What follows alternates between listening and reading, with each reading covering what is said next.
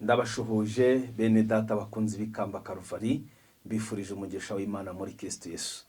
Ndabakunda cyane, ndashimira inama mutugira na komenti zanyu. Ndashima subscribe yanyu ndetse na link muduha na share mukora. Imana ibaha umugisha. Yesu yongera abagirire neza, kandi ndongera kwihanganisha wowe urwaye, nawe uri mu kibazo, nawe wumva umutima udatekanye. Imana ikube hafi kurushaho. Niyo mpamvu ngutengura inyigisho ifuka gusenga. Gusenga turwaye, gusenga turi mu bitaro, ariko gusenga nanone ufite kwizera. Gusenga gufite gusobanukirwa wo turi kubyira wariwe. Niyo mpamvu nzanye inyigisho ivuga ngo gusenga. Yesu abaho umugisha rero, reka dutangire dusenga n'ubundi. Mana data wa twese, ise umwami wacu Yesu Kristo, ndaguhamagaye ngo uzobane natwe muri iki kiganiro, muri amateraniro. Mwene data uri kutureba, mushiki wacu uri kutureba, reka habwe umugisha mwami. Uyu muntu ufite ishyaka n'umuhati wo gushyigikira umuhamagaro, uyu muntu ugambiriye gukora neza, umuha umugisha. Reka umutwikiro w'amavuta y'Imana uze ku buzima bwe, kandi gukora kwawe Yesu kube kuri we. Ndagushimye ko unyemere ko ugiye kubana natwe muri aka kanya, ndetse ukabana buri wese uri kudukurikirana mu izina rya Yesu, amen. Imana ibahe umugisha. Tugiye gusoma ijambo ry'Imana riri mu ngoma ya 2 cyo byaho 7, ariko intego yacu no gusenga. Twiga gusenga bitandukanye, twahuye n'abantu twigisha gusenga bitandukanye, ariko reka kano nkakubwira. Gusenga no gusobanukirwa neza. Ese gusenga umuntu abasenga kubera iki? Kuki umuntu agomba gusenga? Ntabwo umuntu asenga kugira ngo abone amafaranga, nta nubwo umuntu asenga kugira ngo abone umugabo, cyangwa abone umugore, cyangwa abone amazu. Ahubwo gusenga ni ikiganiro umuntu agirana n'Imana, usabana n'Imana. Niyo mpamvu ngubwira ngo nusenga ukabona ibyo wasengeye ntibibonetse, ariko ntabwo bikwiye busabane bwawe n'uwo mwabikoranye. Wowe n'Imana rero mugomba kugirana ubusabane kugira ngo gusenga kwawe kugira umumaro mu izina rya Yesu. Imana iguhe umugisha. Bibiliya tubwiye ngoma ya 2 ibice 7 ngo nuko Salomo amaze gusenga, umuriro umanuka uva mu ijuru wotsa igitambo cyo kotswa n'ibindi bitambo, haleluya, by'icyubahiro cy'Uwiteka, cyuzura inzu. Abatambyi ntibabasha kwinjira mu nzu y'Uwiteka, kuko icyubahiro cy'Uwiteka cyuzuye inzu y'Uwiteka. Abisiraheli bose babonye uwo muriro wamanutse n'icyubahiro cy'Uwiteka kikaba mu nzu, bubura, barunama, bubika amaso hasi mu mabuye ashashwe, bararamya, bahimbaza Uwiteka bati, Uwiteka ni mwiza, imbabazi ze zihoraho iteka ryose, amen. Ndagira ngo unyumve neza. Uyu muntu witwa Salomo hari ikintu yabanje gukora mbere y'ibindi byose. Yabanje gushaka hagomba gusengera, yabanje gushaka hagomba gutegura, agatanga igitambo. Igitambo cye Bibiliya yakitubwiye. Mbere yuko asenga, mbere yuko agerageza gukora ibindi byose, n'umwanya yahaye Imana. Urakwiriye guha Imana umwanya. Yesu ashimwe cyane. Iyo uhaye Imana umwanya bigira umumaro cyane. Noneho unyumve neza ngo umuriro umanuka uva mu ijuru wotsa igitambo cyo konswa n'ibindi bitambo, icyubahiro cy'Uwiteka cyuzura inzu. Ese icyubahiro cy'Uwiteka kimanuka ryari? Kimanuka igihe wafashe umwanya wo kumenya ikigomba kumanuka ku buzima bwawe. Imana data wa twese tugirire neza. Kuki tugomba gusenga? Yesu ubwe tuvuga yarasenze. Iyo turebye igitabo cya Luka ibice 6:12, reka duhasome naho. Luka ibice byaho 6:12, Bibiliya avuga ngo nuko muri iyo minsi avayo ajya ku musozi gusenga, akesha ijoro asenga Imana. Haleluya. Ijoro rikeye amanukana abigishwa be, atoranya 12 abita intumwa. Ahangaha Yesu arimo asenga nibwo yahawe viziyo yo gutoranya abigishwa. Abigishwa bamaze kuboneka abaho umurimo. Iyo dusenga twakira amakuru. Iyo dusenga tumenya ibirizaba, duhishurirwamo iyerekwa. Niba Salomo yarasenze, umuriro w'Imana ukamanuka mu ijuru ukaza ukotsa igitambo, yarangiza icyubahiro cy'Imana kikuzura mu nzu bari barimo, ni nako nawe wasenga uri mu buriri, nako nawe wasenga uri mu nzu, nako nawe wasenga uri muri ofisi, icyubahiro cy'Imana kikamanuka. Icyubahiro cy'Imana kimanutse, ubwami bw'abadayimoni burahunga. Icyubahiro cy'Imana kimanutse, imbaraga z'abarozi zirahunga. Gusenga birukana abadayimoni. Gusenga bituma imbaraga zarahunga aho zihita zihunga. Ndagira ngo ngusabe aho utuye, naho uba, naho ukorera, hagomba kuboneka imbaraga zo gusenga. Ndagira ngo wongere unyumve neza. Haleluya. Ibice by'ingenzi bigize isengesho, icya mbere ni ugusaba. Haleluya. Ni ugusaba, ariko gusaba kwawe gufite gushima. Haleluya. Kubera ko iyo umuntu ashimye Imana, iyo umuntu asabanye n'Imana, biramworohera cyane kugira umutima wihana. Wabanje gushima, wabanze gusaba, wabanze kubyira Imana ngo ngwino mbe hafi, ngwino Jehova, ngwino. Imana yihuta cyane kumanuka. Sima amena. Kindi cya kabiri, kuba maso mu gihe cyose uri gusenga. Iyo umuntu ari gusenga bimusaba kuba maso, ugashima, ugasaba, warangiza gusaba ukaturamo ibyaha byawe, ukizera ko umwuka w'Imana kubabariye, noneho ugasuka ibyifuzo byawe imbere y'Imana, ukabwira Imana ibikugoye.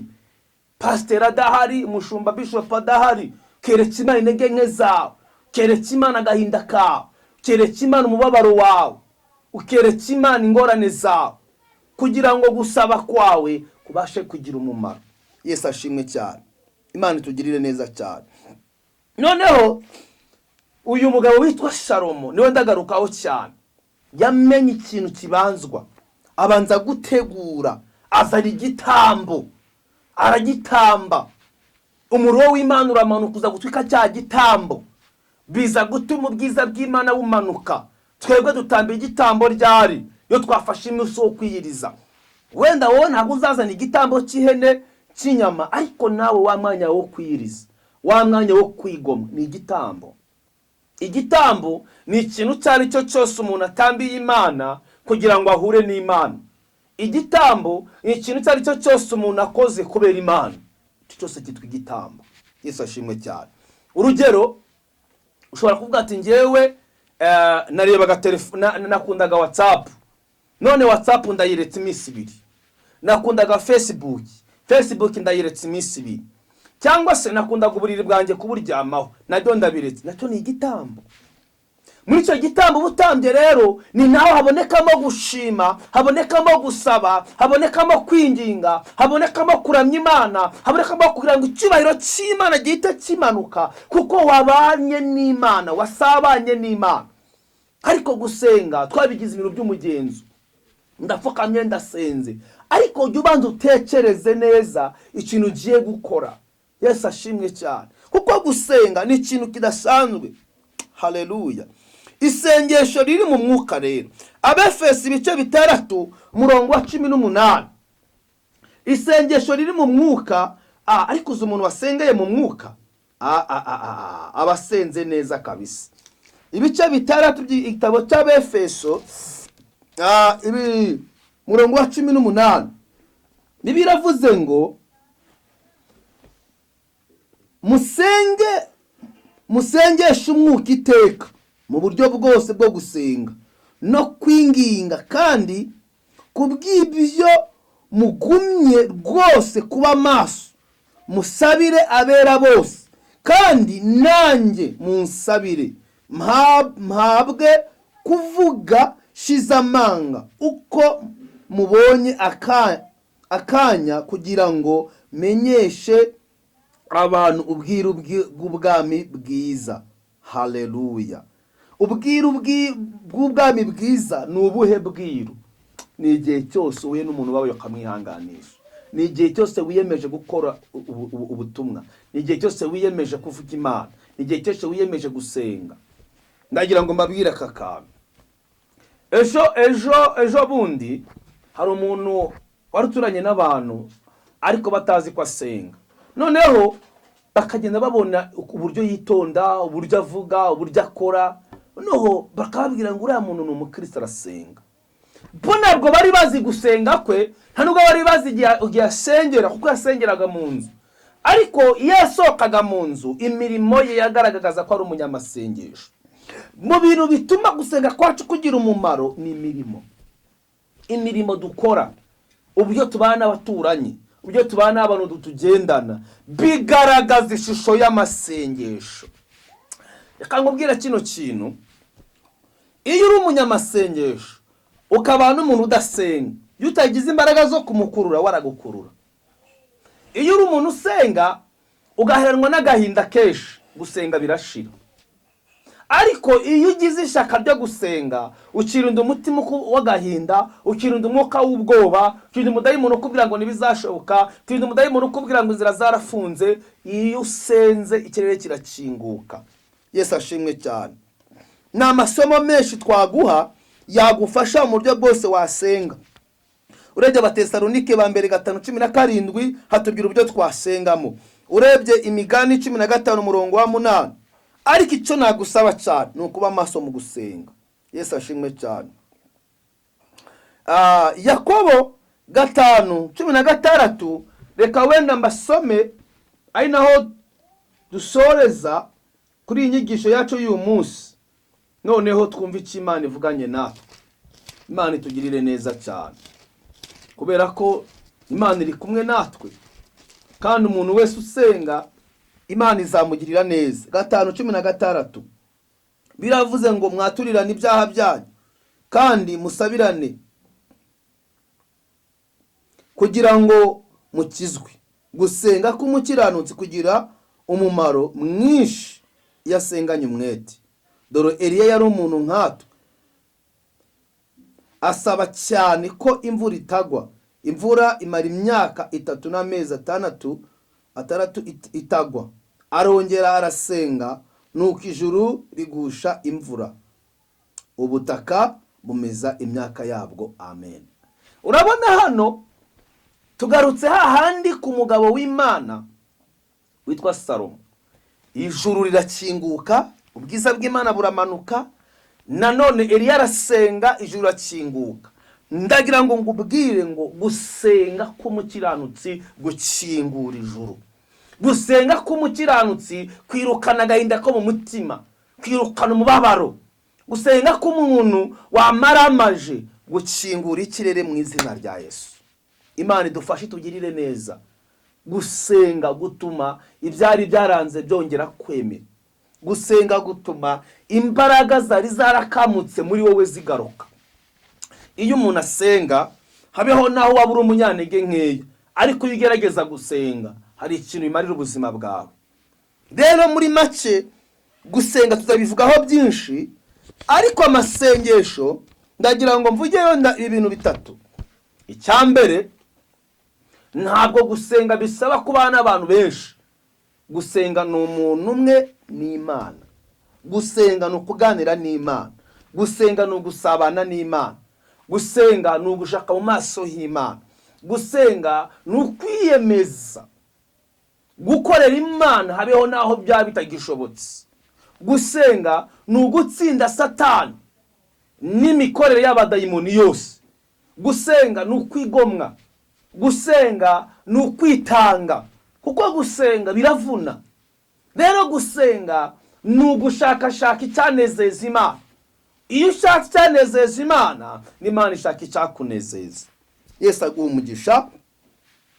Ndagira ngo nkubwire ngo gusenga kwawe kuzamanura icyubahiro cy'Imana mu rugo rwawe, kuzamanura icyubahiro cy'Imana mu kazi kawe. Gusenga kwawe kuzakuraho ibigoye, ibikugoye, ibikuremerere bizarangira. Reka ndangize ngubwira ngo bamaso usenge, bamaso wegera Imana, bamaso ushaka Imana, bamaso ugerageze gusenga muri iyi covid. Wongere ushake mu maso y'Imana, wongere waturira Imana ibyaha, wongere ubyira Imana ngo ndi umunyantege nkeya, narasambaye, naribye, ndi umusambanyi, ndi umujura, ariko ndabyanze mu izina rya Yesu. Wongere ubyira Imana ngo ndashaka gukorana nawe, wongere ubyira Imana ngo ubuzima bwawe ndifuza ko bwahinduka. Aho hose ni ugusenga, aho hose ni ugusenga. Ariko kandi ukamenya ko gusenga gukingura ijuru. Imana tugirire neza. Yesu adufashe cyane. Haleluya. Rero gusenga, wasenga ntacyo ufata ukiyiriza, wasenga wariye, wasenga uri muri ofisi, wasenga ugenda, uburyo bwose wasengamo wasenga. Yesu ashimwe. Ezira 8:21 bageze ukageza ikitwa Hava, barasenga binginga Imana, bagisha Imana inama. Iyo usenze habamo kugisha Imana inama, iyo usenze habamo kuyoboza Imana, iyo usenze habamo kubyira Imana ngo ongera unyobore, ongera unganirize, ongera uzuri biri muri njyewe, ongera wagura imbago zanjye.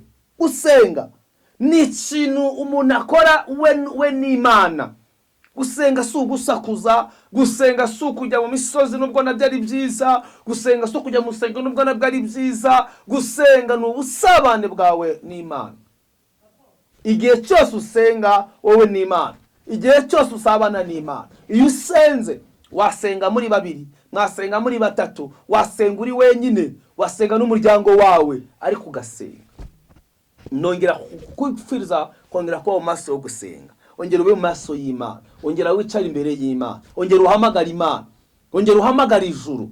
Ndagira ngo dusenga n'Imana rero. Wari ufite intege nkeya, wumvaga warakamutse, wibaza ku masengesho wasenze n'Imana yarayumvise, ese Imana iranyumva ko narabona ibyo nasengeye, ko narabona umugabo, ko narabona inzu? Ntacyo bitwaye nubwo itarabibona. Komeza usenge, komeza ushake mu maso y'Imana, komeza winginge Imana. Gitondo kimwe Imana izakora igitangaza. Gitondo kimwe amasengesho ni stoke. Uko umuntu agura umuceri, uko umuntu agura isukari, uko umuntu asitoka akagura stoke mu nzu, n'amasengesho ku mukiranutsi, n'amasengesho ni stoke.